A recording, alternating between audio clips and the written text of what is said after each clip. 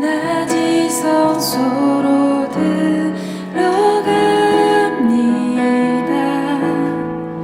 세상의 신을 벗고서 주 보좌 앞에 엎드리리. 내 주를 향한 사랑과 그 신뢰가 사그러져 갈 때 하늘로부터 이곳에 장막을 넓히네.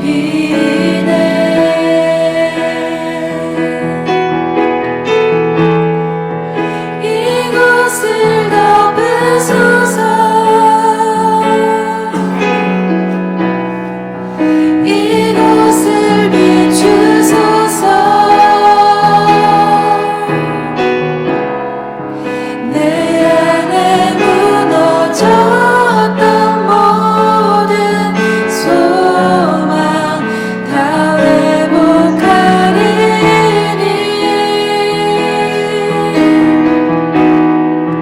이곳을 지나소서. 이곳을 만지소서.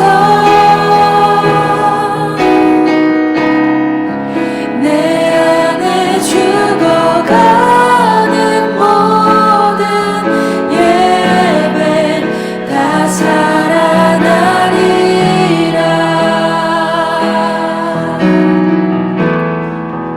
지극히 높은 주님의 지극히 높은 주님의 낮이 성소로 들어갑니다.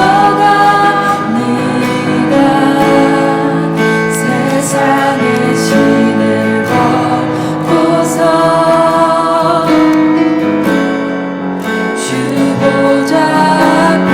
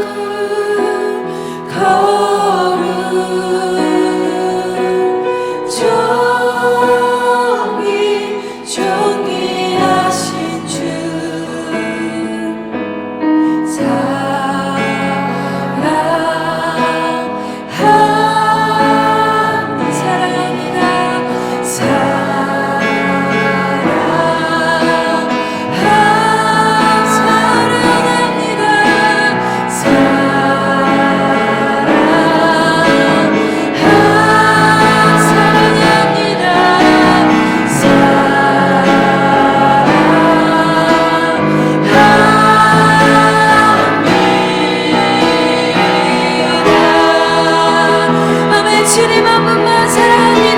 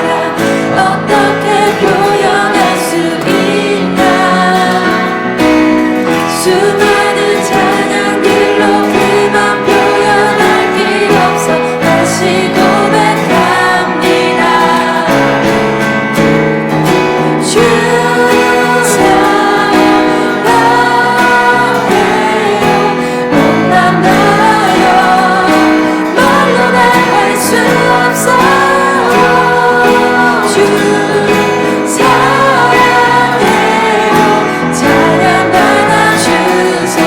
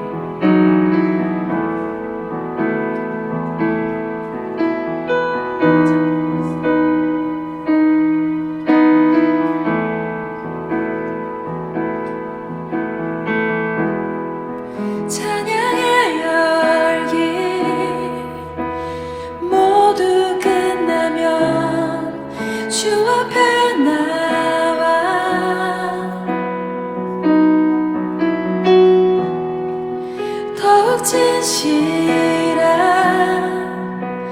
예배드리네 주님을 향한 노래 이상의 노래 내 맘 깊은 곳에 주께서 원하신 것 화려한 음악보다 끝없는 열정보다 중심을 원하시죠. 주님께 드릴 마음의 예배 주님을 위한 주님을 향한 노래 중심 있는 예배 내려놓고 이제 나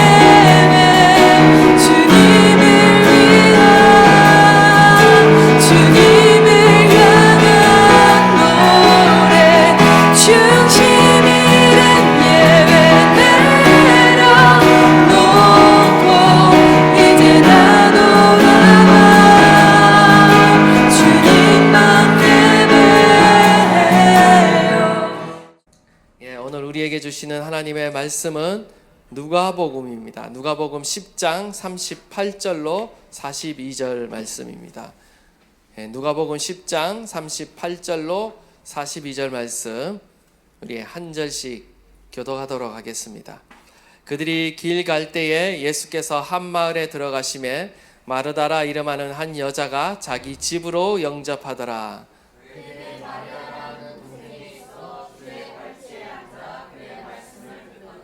마르다는 준비하는 일이 많아 마음이 분주한지라 예수께 나와 이르되 주여 내 동생이 나 혼자 일하게 두는 것을 생각하지 아니하시나이까 그를 명하사 나를 도와주라 하소서.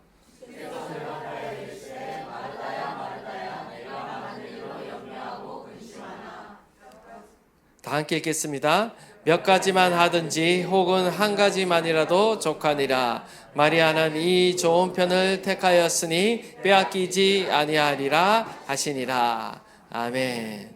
우리 한번 좌우 앞뒤로 인사하도록 하겠습니다. 하나님이 당신과 함께하고 계십니다. 하나님이 저와 여러분 가운데 함께하고 계신 줄 믿습니다. 오늘은 잠깐 마가복음 본문을 벗어나서 우리 누가복음 말씀을 잠깐 묵상해 보고자 합니다. 태초에 하나님이 천지를 창조하셨습니다. 하나님의 음성에는요 창조의 능력이 있습니다. 하나님이 태초를 천지를 창조하실 때 그 창조의 방법은 말씀이었습니다. 말씀으로 태초에 천지를 창조하셨죠. 하나님께서 말씀하시면 말씀하신 대로 천지 만물이 이렇게 생겨났습니다. 창세기 1장 3절을 보면 하나님이 말씀하시기를 빛이 생겨라 이렇게 말씀하시니까 빛이 생겨났고요. 또 하나님이 말씀하시니까 물 한가운데 창공이 생겨 물과 물 사이가 갈라져라 라고 말씀하시니까 어떻게 됩니까? 그대로 되었다라고 기록하고 있습니다. 창공 아래의 물과 창공 위의 물이 나뉘어졌습니다. 이처럼 하나님께서 천지 만물을 창조하실 때 모든 것이 하나님이 말씀하신 그대로 성취되었습니다. 이것이 바로 말씀의 능력인 것입니다. 하나님의 말씀의 능력은요 무엇이냐? 바로 하나님이 말씀하신 대로 그대로 된다라는 것이 바로 하나님의 말씀의 능력인 것입니다. 그것을 우리 가운데 계시해 주고 계시는데 하나님의 말씀을 우리가 믿을 수 있는 이유는 무엇인가? 우리가 왜 하나님의 말씀을 날마다 들어야 할 이유가 무엇인가? 그것은 바로 하나님의 말씀을 듣고 우리가 그대로 믿을 때에 우리의 삶에 하나님의 말씀이 그대로 성취되는 그 놀라운 역사, 창조의 역사가 일어나기 때문인 줄 믿습니다. 그런데 창세기 말씀을 계속 우리가 보시면 창세기 3장에 가면 하나님의 음성을 듣지 않는 그런 사건이 일어나죠. 바로 아담과 하와가 선악과를 따먹는 사건이 일어납니다. 하나님의 음성을 듣지 않는 사건이 벌어지기 시작합니다. 아담과 하와가 누구의 말을 듣습니까? 뱀의 소리를 듣게 됩니다. 하나님의 말씀에 순종하는 것이 아니라 뱀의 소리에 순종하는 것을 보게 되는데요. 즉 하나님의 말씀에 불순종하는 사건이 일어나게 됩니다. 사단의 음성을 듣고 사단에게 굴복하는 것을 보게 되는 것이죠. 창세기 3장 8절을 보시면 여호와 하나님의 소리를 듣고 아담과 그의 아내가 여호와 하나님의 낯을 피하여 숨었다라고 말합니다. 그리고 3장 10절을 보면 하나님의 소리를 듣고 내가 벗었으므로 두려워하여 숨었나이다 라고 말하면서 이때부터 어떤 일이 일어나냐면요. 아담과 하와가 하나님의 소리를 두려워하기 시작합니다. 그리고 하나님의 낯을 피하기 시작합니다. 바로 하나님의 얼굴인 그 하나님의 인재를 두려워서 피하기 시작하는 사건이 바로 창세기 3장에서부터 이제 등장하기 시작하는 거죠. 이것은 무엇을 말하는가? 바로 죄가 하나님과 인간 사이를 갈라놓았다라는 것입니다. 죄가 하나님의 인재를 가리우고 더 이상 우리로 하여금 주님의 음성, 하나님의 음성을 듣지 못하도록 하나님과의 그 친밀한 교제를 방해하였다라는 것입니다. 그리고 우리 인간도 역시 하나님의 인재를 두려워하고요. 또 하나님과 친밀히 교제하는 것을 두려워하게 되었다라는 거죠. 결국 아담과 하와가 하나님의 임재와 교제의 장소인 이 에덴 동산에서 쫓겨나는 그런 일이 발생합니다.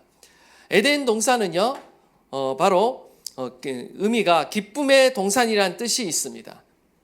기쁨의 동산이라는 의미가 있는데요. 인간이 타락하자 하나님의 임재와 교제 가운데 누렸던 그 친밀함의 기쁨을요, 아담과 하와가 빼앗기게 되어버린 것입니다. 하나님의 임재를 빼앗기고 하나님의 음성을 놓쳐버리고 더 이상 하나님과의 그 친밀함을 잃어버리게 되었다라는 것입니다. 성경은 창세기부터 사람은 하나님의 음성을 들어야 산다라고 말씀하고 있습니다. 우리 인간은 하나님의 형상으로 피조물이 지어졌기 때문에 우리는 하나님과 교제하며 하나님의 음성을 들으며 살도록 지음을 받았습니다. 성경은 계속 창세기부터 요한계시록까지 하나님의 말씀을, 하나님의 음성을 들어야 된다라고 반복해서 말씀하고 있습니다. 성경은 죄로 인해 잃어버린 하나님의 그 임재와 그 친밀한 관계를 회복하는 것을 바로 구원이라고 말하고 있습니다. 구원의 참된 의미는요, 우리가 다시 하나님과의 관계를 회복하였다. 다시 하나님의 임재를 회복하였다. 다시 하나님의 음성을 듣게 되었다라는 데 있습니다. 거기에 구원의 의미가 있다라는 거죠. 하나님과 다시 친밀함을 회복하게 되었다라는데 그 의미가 있다라고 말할 수 있겠습니다. 우리가 주님의 음성을 듣는 일에 실패하면 그것이 곧 인생의 실패로 이어집니다. 하나님의 말씀을 듣지 않고 불순종하는 역사가 어디에 잘 나타나고 있죠? 우리가 계속해서 묵상했던 열왕기 상하에 나타나고 있고요. 또한 우리가 읽지는 않았지만 역대기 상하에도 동일하게 반복해서 등장하고 있습니다. 여기서 등장하고 있는 주된 내용은 바로 불순종의 어떤 하나님의 음성을 듣지 않는 불순종의 그 악순환의 역사가 반복돼서 나타나는 것을 우리가 보게 됩니다. 바로 이 불순종의 악순환에 반복되는 그 역사가 바로 이스라엘의 역사였다라는 것입니다. 반복해서 하나님의 음성을 듣지 않은 역사가 바로 이스라엘의 역사였다라는 것입니다. 선지자들은요, 바로 이 타락한 이스라엘을 향해 반복해서 외칩니다. 그것은 바로 하나님의 음성을 들어라 라고 외쳤다라는 것입니다. 쉐마 이스라엘아 라고 했을 때 그것이 바로 들으라 이스라엘아. 우리가 가장 중요한 것은, 하나님과의 관계에 있어서 가장 중요한 것은요, 바로 하나님의 음성을 듣는 것입니다. 이런 의미에서 오늘 본문 이 마리아와 마르다의 이야기는요, 우리에게 시사하는 바가 아주 큽니다.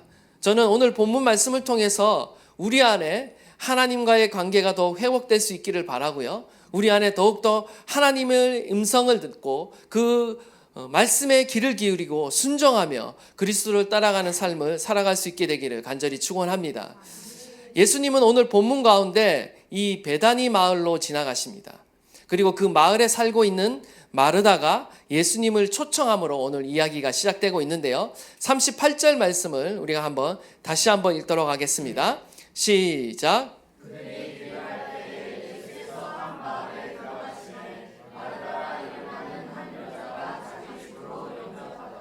아멘. 하나님과의 친밀함, 하나님과의 사귐은 어떻게 시작되는가? 바로 영접으로부터 시작됩니다. 자발적인 영접으로부터 하나님과의 사귐은 시작되고 있다는 것을 우리는 봐야 합니다. 이 영접은 우리가 예수 그리스도를 구주로 영접했을 때부터 이미 시작되었습니다. 구원받고 난 이후에도 우리는 주님을 우리의 삶 가운데 적극적으로 초청하고 환영하고 우리의 마음으로 영접해야 된다는 거예요. 그리할 때 우리는 하나님과의 관계가 발전된다라는 것입니다. 반면 우리가 예수님을 믿고 있지만요, 우리 마음 안에 예수님을 구체적으로 환영하고 영접하는 일이 없다라면 우리는 예수님과의 그 관계는요, 더 이상 발전하지 않는다라는 것입니다. 여기에 우리가 주님과의 친밀함의 첫 번째 비밀이 나타납니다. 그것은 바로 우리가 먼저 주님께 마음의 문을 열어야 한다라는 것입니다. 우리가 먼저 적극적으로 주님께 마음의 문을 열어야 주님이 우리 가운데 들어오셔서 우리와 교제하시고 나누신다라는 거예요.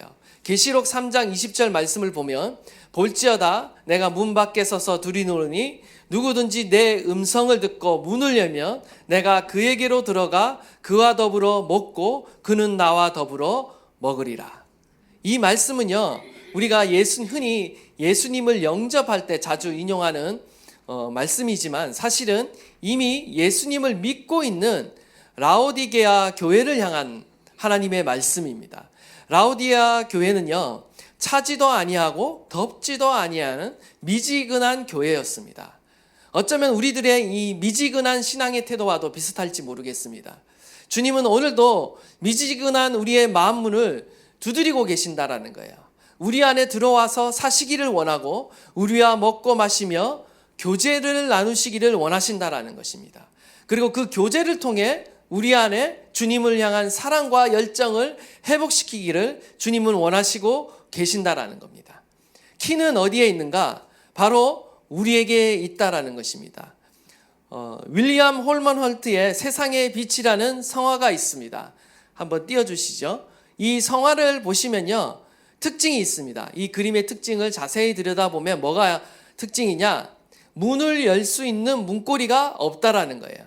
그 문고리가 지금 어디에 있느냐? 바로 문 안에 있다라는 것입니다. 이 문을 열 수 있는 것은요, 예수님이 열 수 없습니다. 누가 열 수 있느냐? 문 안에 있는 사람만이 그 문을 열 수 있다라는 거예요. 예수님이 하시는 일은 무엇인가? 그냥 문을 두드리는 그 일을 하신다는 거예요. 밖에서 문을 두드린다라는 것입니다. 주님은 우리의 마음의 문을요, 두드리십니다. 날마다 우리의 마음을 두드리고 계세요. 우리가 그 하나님의 음성을 듣고요, 우리의 이 마음의 문을 열어야 한다라는 것입니다. 그리고 그 주님을 어떻게 해야 돼요? 환영하고 적극적으로 우리의 마음 안에 영접해야 한다라는 것입니다. 저는 원하기로 저와 여러분이요, 오늘도 우리의 마음을 두드리고 계시는 그 주님의 음성을 들을 수 있기를 간절히 바랍니다. 우리의 마음이 가난하고 우리의 심령이 정말 목마름으로 우리가 주님의 그 임재를 찾고 주님을 환영하는 자는요, 그 음성을 듣게 되어 있고요, 또 그 주님을 우리의 마음 문에 열고 환영할 때 우리는 주님과 함께 깊은 교제를 나눌 수 있다라는 것입니다. 원하기는 저와 여러분이요, 여러분의 마음 안에 우리가 예수님을 이미 영접했지만 그분과 더 이상 교제하지 않고 나누지 않고 있는 그런 신앙 가운데 머물고 있다라면 이제는 우리가 적극적으로 그 주님을 우리의 마음에 모시고 환영하고 그 주님과 더 깊이 교제할 수 있는 저와 여러분 되시기를 간절히 축원합니다. 그런데 오늘 재미있는 일이 일어납니다. 이 마리아와 마르다, 이 둘 다 예수님을 영접했는데 예수님에 대한 태도가 각기 다릅니다. 마치 자신의 어떤 성격과 기질이 여기 안에 다 이렇게 드러나는 것 같아요. 먼저 언니인 마르다를 보면 장녀답게 이 섬기는 일로 매우 분주하고 바쁩니다. 이 마르다라는 뜻은요, 여주인이라는 뜻이 있습니다. 주인답게 예수님을 먼저 초청했고요, 또한 주인답게 부지런히 이렇게 섬기는 일을 이렇게 하고 있습니다. 그런데 문제가 발생하죠. 예수님과 제자들이 지금 예약하고 오신 것이 아닙니다. 우리도 잘 알지만 갑자기 손님이 들여닥치면 어떻습니까? 막 이제 집안을 치워야 되고 음식을 준비하느라 마음이 매우 바빠집니다. 예수님 보고 기쁜 나머지 집에 들어오라고 선뜻 초청했지만 어떻습니까? 막상 집에 들어오니까 준비된 게 별로 없는 겁니다. 결국 마르다의 마음이 분주해지기 시작하고 정신이 없게 된 것이죠. 그런데 이때 마리아의 모습은 어떤가? 우리 39절 말씀을 보시면 그에게 마리아가 하는 동생이 있어 주의 발치에 앉아 그의 말씀을 듣더니 라고 말하고 있습니다. 이때 마리아는 예수님의 발치에 앉아서 말씀을 듣는 거예요. 마르다를 도와주는 것이 아니라 예수님이 좋아서 예수님의 그 발치에 앉아서 예수님의 말씀을 듣고 있습니다. 이때 마리아는 예수님의 발치에 앉았다라고 이렇게 말하고 있는데 이것은 아주 큰 의미가 있습니다. 예수님 시대 당시에 랍비나 아주 유명한 선생님의 발치에는요, 아무나 앉을 수 없었습니다. 이 발치에 앉는다라는 것은 큰 의미가 있었습니다. 항상 수석 제자가 앉게 되어 있었습니다. 속된 말로 짬밥이 높은 이 제자가 그 발치에 앉게 되어 있었어요. 예를 들면 이제 베드로가 앉아야 되는 것이죠. 근데 마리아가 염치 없이 그 자리에 앉아서 하나님의 말씀을 가까이 듣고자 그 자리에 앉아서 그 하나님의 예수님의 음성을 듣고 있는 것입니다. 말씀을 듣고 있는 거예요. 그걸 보고 있던 마르다가 이제 화가 나기 시작했습니다. 아마 이제 화가 난 이후에는 아무래도 자신이 하는 그 일들을, 섬기는 일들을 도와주지 않아서 불만이 있어서 그럴 수도 있겠지만, 또 한편으로는 질투가 있었던 것 같습니다. 예수님이 나보다 마리아를 더 이렇게 좋아하는 것은 아닌가, 뭐 이런 마음이 작용했는지도 모르겠습니다. 어쨌든 마르다는 지금 화가 났습니다. 그래서 예수님께서 마르다가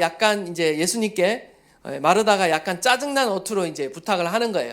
주님, 제 동생이 저에게만 일을 떠맡기는데 이것을 보시고도 가만두십니까? 마리아더러 저를 좀 거들어 주라고 일러 주십시오. 이렇게 마르다가 불평을 이제 토로하며 이야기를 하는 겁니다. 그때 오늘 예수님께서 어떤 말씀을 하시냐, 41절 42절 말씀을 하시면서 이 상황을 정리해 주시는데, 우리 41절 42절 말씀 다 함께 한번 봉독하도록 하겠습니다. 시작.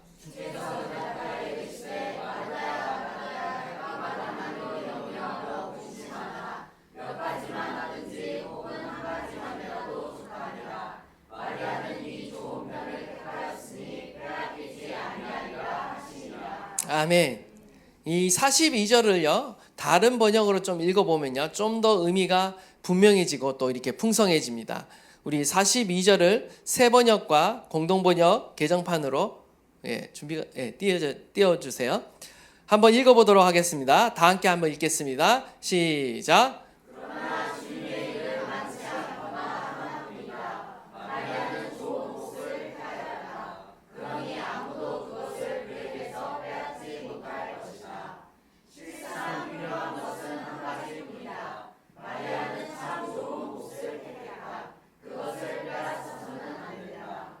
지금 예수님께서 어떻게 말씀하고 있습니까? 마르다야, 마르다야, 너는 많은 일에 내 마음을 쓰며 걱정하지만 실상 필요한 것은 한 가지뿐이다 라고 말씀하세요.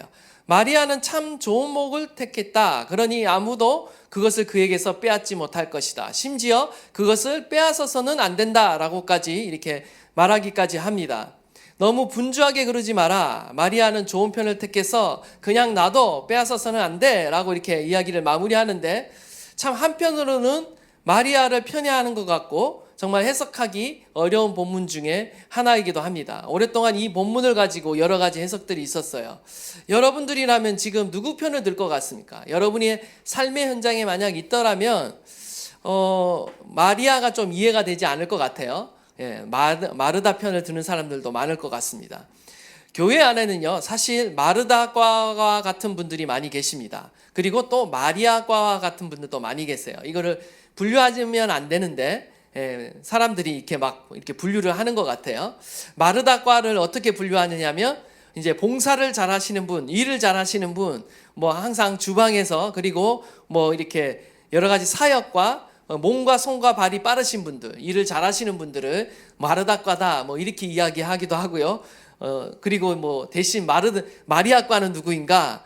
이런 사람들은 일은 잘 못해요. 근데 뭐 기도실이나 예배당에서 잘 이렇게 기도하는 일에 열심히신 분들, 오래 기도하시는 거 좋아하시는 분들, 뭐 이런 분들이 마리아과다라고 말하면서 뭐 이분법적으로 이렇게 나누기도 하는데요. 사실 그렇게 정확하게 나눠지는 것은 아니죠. 그런데 이 마르다 하면요, 일 중심의 영성을 상징하고요, 또 마리아라고 하면요, 어떤 말씀 중심의 영성, 묵상주의의 어떤 영성을 이제 사람들이 또 상징하면서 빗대어서 말하기도 했습니다. 어쨌든 마르다는 doing의 상징이고요, 마리아는 being의 상징입니다. 사실 우리 안에 이 두 가지의 기질이 사실은 누구나 다 있고 둘 다 중요해요. 둘 다 중요하고 둘 다 우리 안에 개발해야 될 영성입니다. 두 개 다 균형을 가지고 있어야 됩니다. 그것이 가장 이상적인 사람이겠죠. 그럼에도 불구하고 오늘 본문은 예수님께서 마리아 편을 드시는 것 같습니다. 그래서 이 본문에 대해서 심지어 반대 해석을 내놓은 신학자도 있었어요. 마이스터 에크하르트라는 신학자는요, 이 본문을 거꾸로 해석했어요. 어떻게 해석했냐면, 마리아는 초보자라는 거예요. 마리아는 그냥 은혜 받고 말씀 좋아하고 기도하기 좋아하는 초보 신자라는 거예요. 그래서 그냥 예배하고 말씀 보고 기도하는 거, 모든 것이 개인적으로 은혜 받는 거에만 초점이 있다라는 거예요. 그래서 이에 반해 마르다는 그 초보를 넘어섰다라는 거죠. 몸으로 움직이고 실천하고 섬기고 이런 어떤 성숙한 사람이다. 이렇게까지 또 해석을 했습니다. 저는 나름 또 의미 있는 해석이라고 저는 봅니다. 우리가 계속 이렇게 기도하고 예배하고 이런 자리만 있을 수는 없잖아요. 또 나아가서 은혜를 받았다라면 또 실천하고 행함이 있고 섬김이 있는 그 신앙으로 나아가야 하는 것이 분명합니다. 그럼에도 불구하고 예수님은 왜 마리아를 편을 들어주는 것처럼 오늘 말씀하고 계시는가? 우리는 이것을 봐야 한다라는 것이죠. 헨리 나우닌이 이런 얘기를 합니다. 사역이라고 하는 것, 봉사라고 하는 것은 하나님의 사랑이 나에게 차고 넘쳐 흘렀을 때, 그 흘러 넘칠 때 덤으로 나오는 것이 봉사고 이게 사역이다라고 말했습니다. 사실 우리는 먼저 은혜를 받아야 합니다. 먼저 은혜를 받고 차고 넘칠 때 덤으로 하는 것이 사역이다라고 이렇게 말을 합니다. 물론 이상적인 이야기일 수 있습니다. 때로는 우리가 사역을 하면서도 은혜를 받을 수 있고 사역을 통해서도 하나님을 경험하기 때문에 이것은 어떤 누가 옳다, 누가 틀리다의 문제는 아닌 것 같습니다. 분명한 사실은 오늘 본문 말씀에서 마리아나 마르다, 누가 잘못이고 누가 옳다, 이것을 말하고 있는 것이 아니라는 거예요. 지금 봉사가 더 중요하다, 예배가 더 중요하다, 이것을 말하는 것이 아니다라는 겁니다. 둘 다 중요하다, 둘 다 우리에게 필요하다. 사실 마르다의 섬김도 굉장히 중요하고 칭찬받을 만한 일이고 또 예배도 하나님을 섬기는 또 섬김입니다. 영어로는 다 서비스예요. 예배도 서비스고요. 봉사도 서비스입니다. 어원이 다 똑같은 데서 나왔어요. 다 같이 하나님을 섬기는 일이에요. 마르다는 행동을 통해 섬김을 통해 하나님을 예배하고 있고요. 마리아는 말씀을 듣는 것을 통해 하나님을 예배하고 있어요. 둘 다 예수님을 사랑하고 있고 둘 다 예수님을 예배했습니다. 그런데 문제는 어디에서 발생하느냐? 이 마르다가 섬기는 일이 많다 보니까 그 일 때문에 예배하는 마음을 빼앗겼다라는 것이고요. 오히려 다른 사람과의 비교의식 때문에 지금 분노와 원망 가운데 사로잡혔다라는 것입니다. 중요한 것은 비교의식이다라는 거죠. 지금 오늘 본문은요, 우선순위의 문제를 다루고 있는 것입니다. 특별히 오늘 본문은 누가복음 10장에서는 72 제자를 파송하셨고요. 그리고 오늘 본문 뒤에는 주기도문, 기도에 대한 가르침이 나옵니다. 그리고 그 사이에 오늘 이 이야기가 등장하고 있다는 것은 이 문맥상 바로 제자도에 대한 말씀을 주님이 하고 계신 것입니다.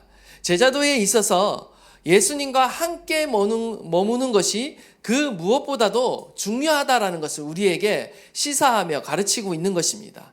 예수님의 말씀을 듣는 것, 기도하는 것 너무나 중요합니다. 제자도에 있어서 핵심이자 우선순위에 있다라는 것을 우리에게 말하고 있다라는 것입니다. 그리스도의 제자에게 있어서요, 여러분 하나님의 음성을 듣는 자리는요 결코 빼앗겨서는 안 된다라는 것입니다. 여러분, 저와 여러분의 삶 안에 주님의 음성을 듣고 주의 말씀을 듣는 자리는요 결코 빼앗겨서는 안 됩니다. 이게 전부는 아니에요. 그러나 이것이 가장 중요한 출발점이라는 겁니다. 우리의 믿음의 출발점이 하나님의 말씀을 듣는 데서부터 시작돼야 된다는 거예요.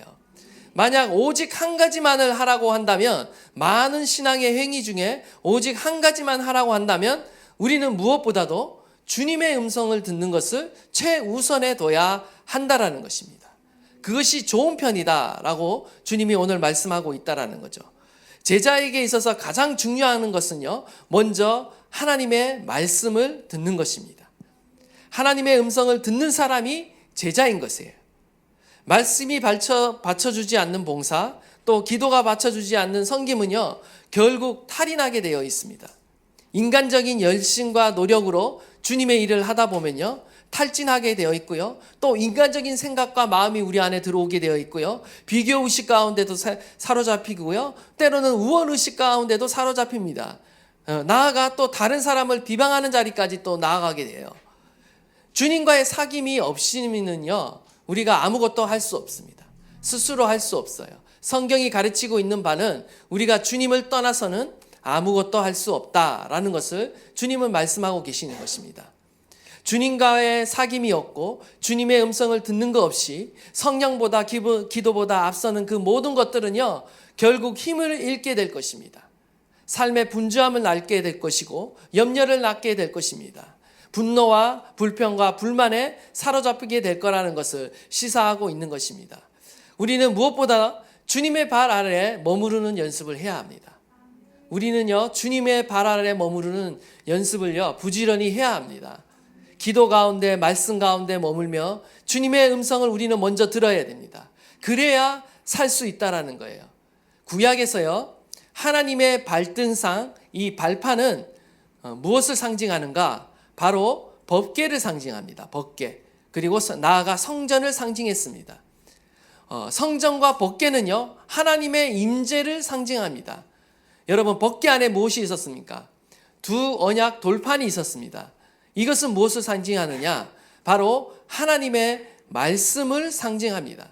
주의 발치에 지금 머문다는 것은요, 우리가 지금 주님의 임재 안에 머물고 있다라는 것이고요. 바로 그 주님의 임재가 상징하는 바 주의 말씀을 우리가 들어야 한다라는 것을 상징하고 있다라는 것입니다. 시편 99편 5절 말씀은 너희는 여호와 우리 하나님을 높여 그의 발등상 앞에서 경배할지어다. 우리는 먼저 주의 발등상에서 주님을 예배하고 주의 음성을 듣는 법을 우리는 배워야 합니다. 사실 믿음의 삶이라는 것은요, 하나님의 음성을 듣는 데서부터 시작합니다. 창세기 12장을 보면 여호와께서 아브라함에게 말씀을 하시죠. 창세기 12장 1절 2절 말씀을 보시면 여호와께서 아브라함에게 이르시되 너는 너의 고향과 친척과 아버지의 집을 떠나 내게 보여줄 땅으로 가라.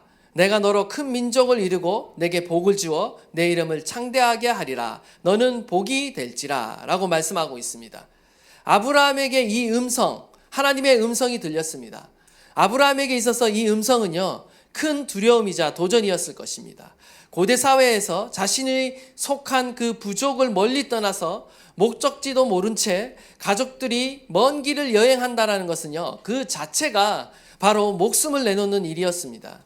자신을 보호하는 부족 공동체가 주변에 없고요. 자신의 삶의 터전과 경제적인 터전이 지금 모두 잃어버리는 대단히 위험한 모험이었다라는 것입니다. 게다가 사나운 야생동물이나 이방민족을 만나기로도 한다면 어떻게 되겠습니까? 양과 가축을 다 빼앗기고 목숨마저 잃어버릴 수 있는 그런 상황 가운데 아브라함이 처한다라는 거죠. 이처럼 위험하고도 무모한 도전을 아브라함은 어떻게 하고 있습니까? 4절을 보면 이렇게 말씀하고 있습니다. 이에 아브라함이 여호와의 말씀을 따라갔고, 여호와의 말씀을 따라갔다라고 말하고 있어요. 아브라함이요, 하나님의 말씀을 따라갔습니다. 하나님의 말씀을 듣고 하나님의 말씀을 따라갔다. 하나님의 음성을 듣고 그대로 순종한 결과가 바로 믿음의 조상, 복의 근원이 되었다라는 것입니다. 그런데 이 사건이 있고 나서 곧바로 이제 또 아브라함이 반전의 일이 일어납니다. 10절을 보니까 그 땅에 기근이 일어나는데 일종의 경제적인 시련과 고난이 이제 닥치게 됩니다. 그런데 믿음의 사람이 이 아브라함이요, 이번에는 하나님의 말씀을 따라간 것이 아니라 어떻게 하냐면요, 자신의 뜻대로, 임의대로, 그리고 자신의 눈에 보이기에 좋은 대로, 자신의 신념대로 움직입니다. 그래서 어디로 이동을 하느냐면 바로 풍족한 땅인 바로 기근을 피해 이집트로 이동을 합니다.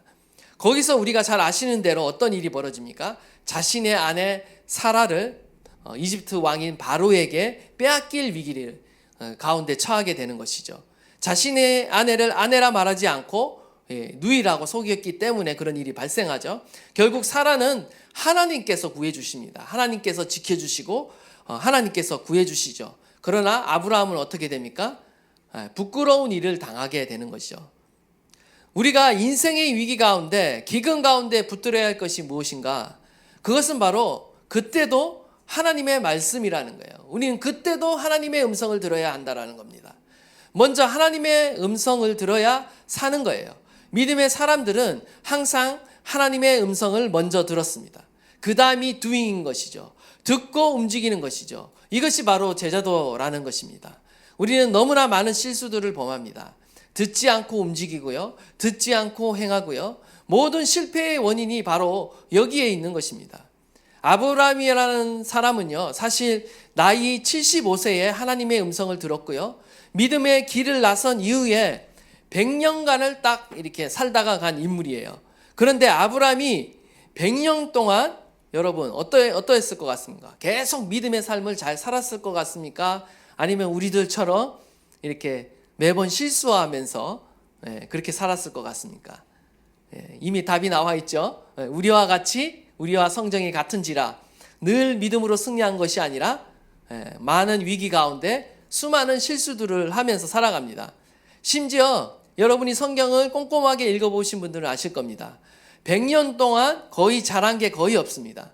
성경을 보시면 정말 잘한 게 거의 없어요. 보시면 아시겠지만 뭔가를 하면 다 실수입니다.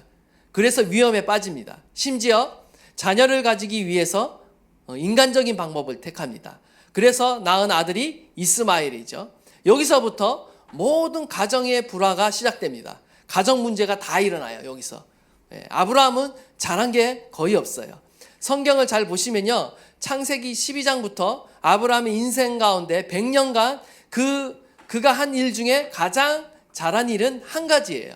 그것은 뭐냐? 모리아 산에서 아들 이삭을 이렇게 바치라 했을 때 하나님께 잘 바친 것, 이거 하나는 정말 주님 앞에 잘 순종을 했죠. 그거 외에는요, 계속해서 실수를 반복합니다. 인간적인 방법과 모색과 지혜를 가지고 뭔가를 하면요, 거기서 막 탈이 나는 그런 일들이 벌어지는 것입니다. 어쨌든 그가 아브라함이 100년의 이 세월 동안 그가 한 것은 오직 한 가지, 하나님의 음성을 듣는 거였다라는 겁니다. 그는 계속해서 반복해서 주님의 음성을 들었습니다. 아브라함에게 하나님은 계속해서 언약의 말씀을 주셨고 말씀을 들려주셨고 아브라함은 하나님이 하시는 그 음성을 들었습니다.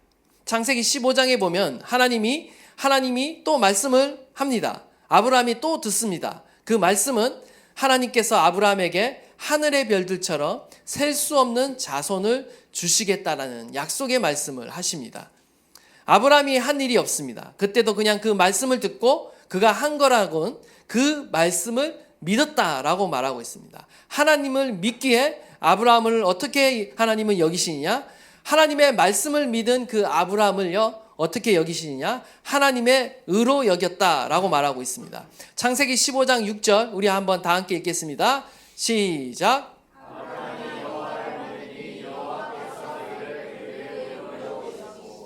아멘. 우리가 이 세상을 살아가면서 해야 될 일도 바로 이것입니다. 하나님을 믿는 것입니다. 무엇을 행하기에 앞서서 우리가 먼저 해야 될 것은요, 하나님이 하시는 말씀을 믿고 그 하나님을 신뢰하는 것이 필요합니다.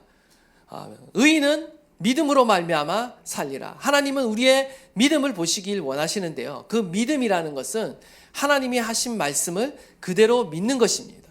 그리고 그대로 행하실 것에 대한 하나님을 신뢰하는 마음이 바로 믿음이라는 것입니다. 아브라함이 무엇을 했으니 의로 여기지 아니하고 하나님의 말씀을 듣고 그 말씀이 이루어질 줄 믿으니 그것을 의로 여긴 것처럼 우리의 인생은 계속해서 하나님의 말씀을 들어야 되고요, 그 말씀을 믿어야 되고요, 또 나아가서 하나님의 말씀이 우리에게 명령하실 때 그 말씀에 순종하며 나가야 된다라는 것입니다. 신명기 8장 3절에 보면 모세의 고별 설교가 나오는데, 광야 생활 40년을 겪고 나서 그들에게 깨달은 가장 중요한 교훈은 무엇인가? 모세와 이스라엘은 약 200만 명의 백성들이 그 광야 생활을 통해서 깨달은 것이 하나였습니다. 그것이 뭐냐면요, 광야 생활을 해보니까 하나님이 말씀해야지만 메추라기가 떨어지고, 하나님이 말씀해야지만 구름 기둥이 생기고, 하나님이 말씀해야지만 불기둥이 와서 이 추위를 덮어주고, 하나님이 말씀해야지만 먹을 수 있고 잘 수 있고, 하나님이 말씀해야지만 우리가 움직일 수 있고 승리할 수 있다, 정복할 수 있다라는 것을 그들이 경험한 것입니다. 그러고 나서 내린 결론이 무엇이냐? 사람이 떡으로만 사는 것이 아니라 하나님의 입에서 나오는 말씀으로 사는 것이다 라는 것을, 이 진리를 철저하게 그들이 깨닫게 된 것이죠. 저와 여러분도 마찬가지입니다. 우리가 무엇으로 살아가느냐? 하나님의 말씀으로 살아간다는 거예요. 주의 말씀을 들을 때 우리는 살고요. 그 말씀의 인도하심을 따라 살아갈 때 우리는 승리하게 되어 있는 것입니다. 신명기 8장 3절 너를 낮추시며 너를 줄이게 하시며 또 너로 알지 못하는 내 조상들도 알지 못하던 만나를 내게 먹이신 것은 사람이 떡으로만 사는 것이 아니요 여호와의 입에서 나오는 모든 말씀으로 사는 줄을 내게 알게 하려 하심이라. 주님은 우리에게 하나님의 말씀을 따라 살아가도록 명령하고 계시는 것이죠. 이것이 바로 이스라엘의 위대한 성경 정통인 쉐마 이스라엘입니다. 들으라 이스라엘아, 들으라, 하나님의 말씀을 들으라. 주님은 우리를 향해 계속해서 말씀하고 계신 줄 믿습니다. 사무엘상 15장 22절에도 보면 사무엘이 이렇게 말합니다. 사무엘이 이르되 여호와께서 번제와 다른 제사를 그의 목소리를 청종하는 것을 좋아하신 같이 좋아하시겠나이까. 순종이 제사보다 낫고 듣는 것이 순양의 기름보다 낫다라고 말씀하고 있습니다. 주님의 목소리를 듣고 순종하는 것이요 우리가 드리는 어떤 번제나 예배보다도 더 낫다라고 말하고 있는 것이죠. 여러분은 이 사울과 다윗을 볼 때 어떤 마음을 갖고 있습니까? 사울은 정말 딱 한 번, 두 번 정도 실패했는데 하나님이 버리시고, 다윗은 정말 천일공노한 그런 죄를 범했는데도 불구하고 죽이지 않으시고 버리지 아니하시는 그런 걸 볼 때 하나님이 참 불공평하다라고 우리가 생각할 수 있는데, 이 둘의 차이는 무엇일까라는 것입니다. 그것은 바로 사울 왕과 다윗 왕의 차이는 뭔가? 능력의 차이인가? 스펙의 차이인가? 그렇지 않다라는 것이에요. 오히려 사울은 얼굴도 더 잘생겼고 키도 더 컸고 굉장히 외관적으로 사람이 보기에 굉장히 멋있는 사람이었어요. 겉으로 보기에는 사울이 굉장히 매력적인 인물이었습니다. 그럼에도 불구하고 왜 하나님께서는 사울을 버리셨는가? 다윗은 왜 그렇게 실수가 많은데도 왜 하나님은 다시 그를 끌어안으시는가? 그 차이는요 하나밖에 없습니다. 바로 사울은 하나님의 말씀에 귀 기울이는데 관심이 없는 사람이었어요. 그는 자신의 신념대로 자기의 영광을 위해 살아가는 자였습니다. 그러나 다윗은 어떻습니까? 다윗은 항상 주님의 목소리를 청종하는 자였습니다. 수많은 치명적인 실수와 부족함이 있었음에도 불구하고 그는 계속해서 하나님께 묻고 듣고 순종하는 자였다라는 것입니다. 하나님께서 경계하시고 경고하시고 죄를 책망하실 때 그는 즉각적으로 회개할 줄 알았고 주님의 음성을 받아들일 줄 알았고 그 말씀에 순종할 줄 알았어요. 그러나 사울은 하나님이 훈계하시고 경계하시고 죄를 책망하실 때 변명하기에 바빴다. 자신을 변명하기에 변론하기에 바빴고 자신을 내세우기에 바빴다라는 것입니다. 그러나 다윗은 그에 비하여 하나님께 계속 청종하는 그러한 겸손한 마음을 가졌던 인물이었다라는 것입니다. 원하기는 저와 여러분이요 다윗과 같이 늘 언제나 하나님의 음성에 청종하며 주의 말씀을 듣는 자이기를 간절히 바랍니다. 저와 여러분이 계속 주님께 묻고 듣고 순종함으로 들음으로 나갈 때 하나님께서는 저와 여러분을 통해 하나님의 놀라운 일을 나타내실 줄 믿습니다. 오늘 읽지는 않았지만요 요한복음 12장을 보면 예수님이 다시 베다니의 이 산 남매가 있는 집에 머무십니다. 그런데 여기서 성경의 역사에 남을 엄청난 일이 일어납니다. 하나님의 말씀을 듣는 것 없이 그냥 행하기만 하던 마르다는 할 수 없는 일이에요. 마르다가 할 수 있는 최선의 섬김은 그냥 음식을 대접하는 일뿐이었습니다. 그러나 예수님의 발치에 그 앞에 앉아서 항상 주님의 음성을 들었던 이 마리아는요 어떤 일을 행하느냐, 예수님이 기억하시고 후대에도 남을 만한 일을 행합니다. 그것은 바로 자신의 결혼을 위해 준비한 전 재산인 그의 귀한 향유 옥합을 깨뜨려 그 기름을 예수님의 발 아래 붓는 그 일을 합니다. 그리고 자신의 머리털로 닦죠. 가룟 유다는 이 일을 보고 미쳤다라고 말합니다. 저 돈이면 수많은 가난한 사람을 구제할 수 있을 거라고 막 비난했습니다. 그러나 마리아의 이 헌신은요 예수님의 보기에 너무나 귀한 겁니다. 바로 예수님의 죽음을 준비하는 예언적인 섬김이 되었다라는 것입니다. 최고의 예배가 되었다라는 거죠. 자신을 내어주고 생명까지 아까워하지 않는 이런 사랑의 헌신은 누가 가능한가?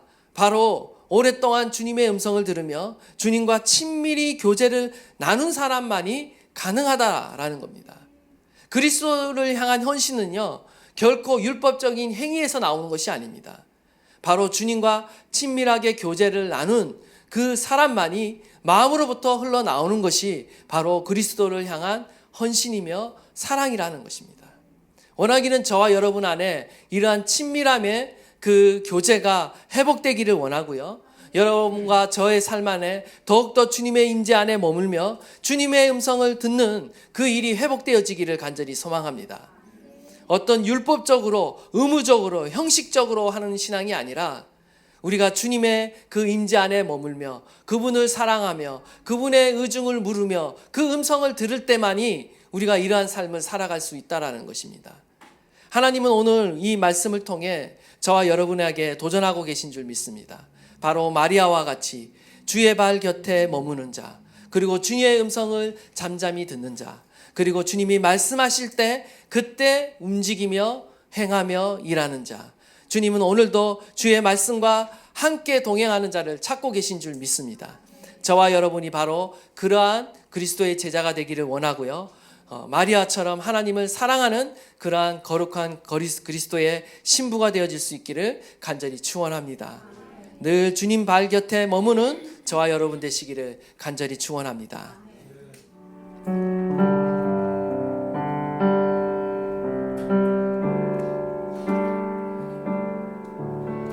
주 발 앞에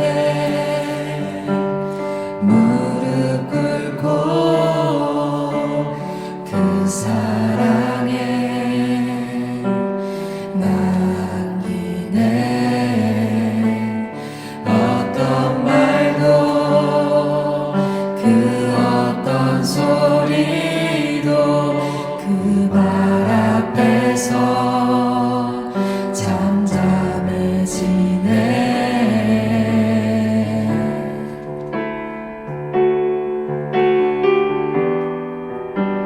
주 나의 사랑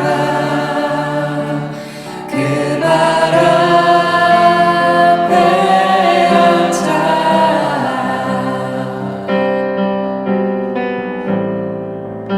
내 모든 기도는 사랑의 노래가 되네. 주의 옷자락 만지며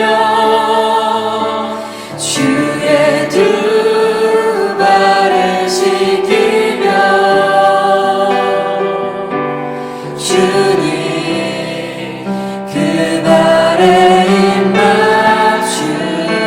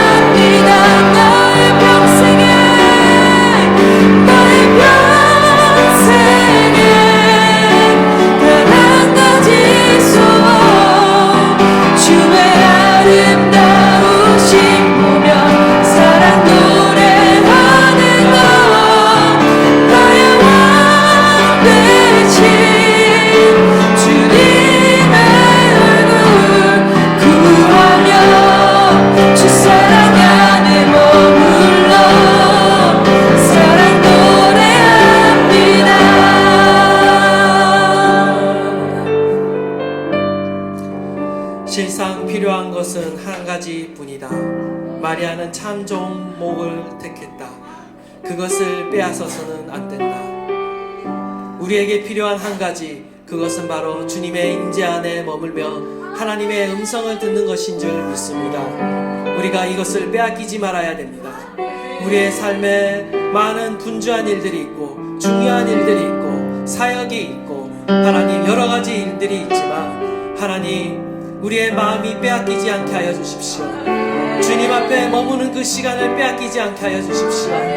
잠잠히 주님의 그 음성을 듣는 시간을 빼앗기지 않게 하여 주십시오. 하나님의 말씀을 들으면 살게 될 것입니다. 오늘도 주의 말씀을 사모함으로, 주의 임재를 사모함으로, 주의 음성을 사모함으로 날마다 주의 발 곁에 머무는 자가 되게 하여 주십시오.